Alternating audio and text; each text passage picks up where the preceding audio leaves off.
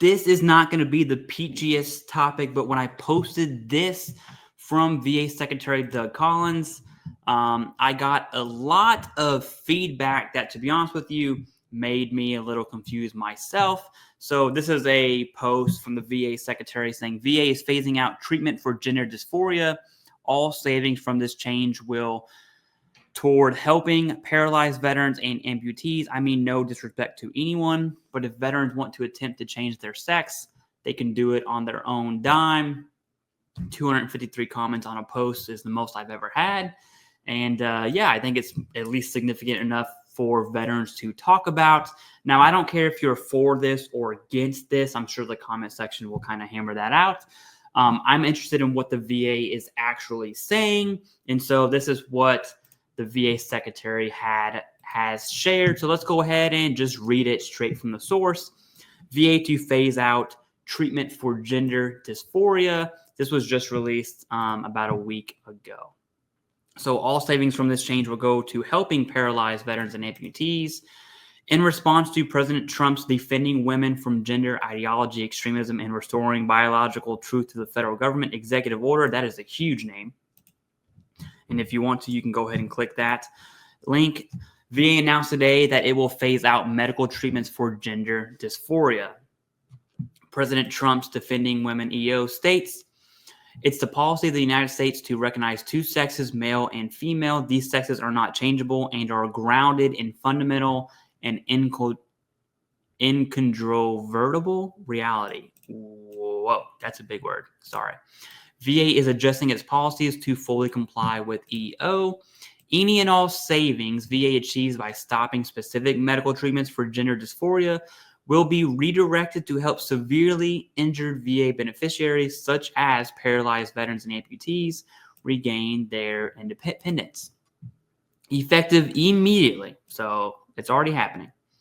VA will not offer cross-sex hormone therapy to veterans who have a current diagnosis or history of or exhibit symptoms consistent with gender dysphoria unless such veterans are already receiving such care. So if you or you know someone who's already receiving this type of care, that's not going to change, okay?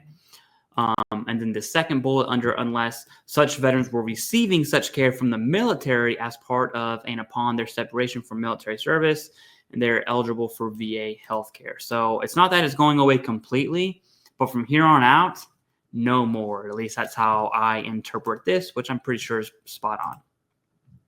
Veterans who do not meet the criteria above are not eligible for cross-sex hormone therapy through VA healthcare. VA will not provide any other medical or surgical therapy for gender dysphoria to any patients in any circumstance. I mean, no disrespect to anyone. What a great way to start a sentence.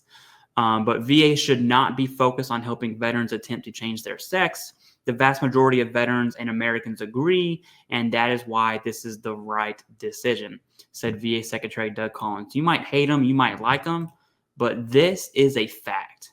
The majority does agree. Now, whether you disagree with that or not, that's for you to decide, but it does not change the fact. All eligible veterans, including trans-identified veterans, will always be welcome at VA and will always receive the benefits and services they've earned under the law. Key part there. But if veterans want to attempt to change their sex, they can do it on their own dime. Eligible veterans diagnosed with gender dysphoria or identifying as trans will continue to receive comprehensive VA healthcare, which includes preventative and mental health care. Today's announcement does not affect VA medical care for eligible veterans who identify as lesbian, gay, bisexual, or queer. VA's LGBTQ plus veteran care coordinator and vision lead roles are not affected by this policy change, as they ensure clinically competent, veteran-centered, and effective care. VCCs, veteran care coordinators, are familiar with best clinical practices, understand how to address health issues for LGBTQ plus veterans, and provide education and guidance at VA medical facilities. Although VA has never offered sex change surgeries, and I think this is a lot of comments assumed that the VA was doing that for veterans. The VA is telling us straight up, although VA has never offered sex change surgeries, the department has been providing treatment for gender dysphoria for more than a decade.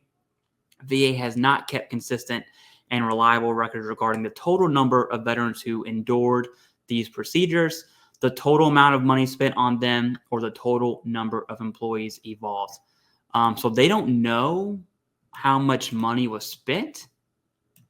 Veterans VHA estimates indicate that less than 1/10 of 1% of the 9.1 million veterans enrolled in VA healthcare are trans identified. So whatever money is going to here is negligible, if any, right? Just based on this part down here.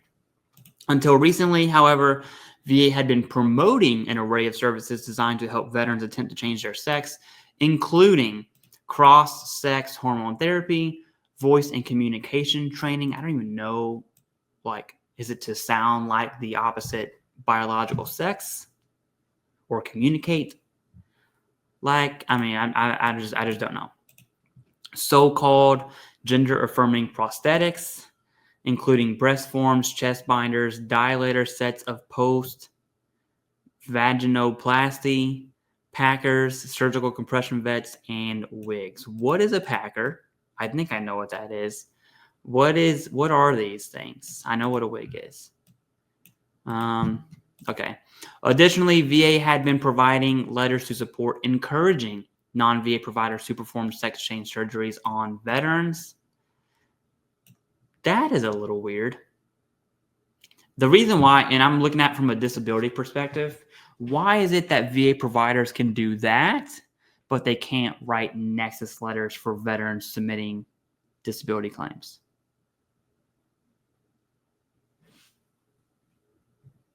Riddle me that. The aforementioned services had been authorized under VHA Directive 1341-4. There's also a VHA directive for DBQs as well, which has now been rescinded. So that's gone. This is gone.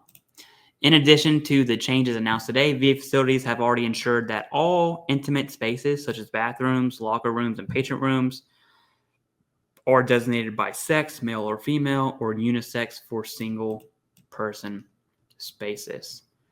I do think this is a topic. Sometimes I don't give my opinion on topics like these. I think this is something that warrants my opinion at least, and I know people are gonna unsubscribe, and that's totally fine. You can do your things. But for me, I think this is a good change for the VA. I'm definitely not a fan of not addressing the mental health illness. I don't really know how else I can put that in a nice way. Just no. Yes to the change, no to just that changing your sex thing. Hope that goes over well.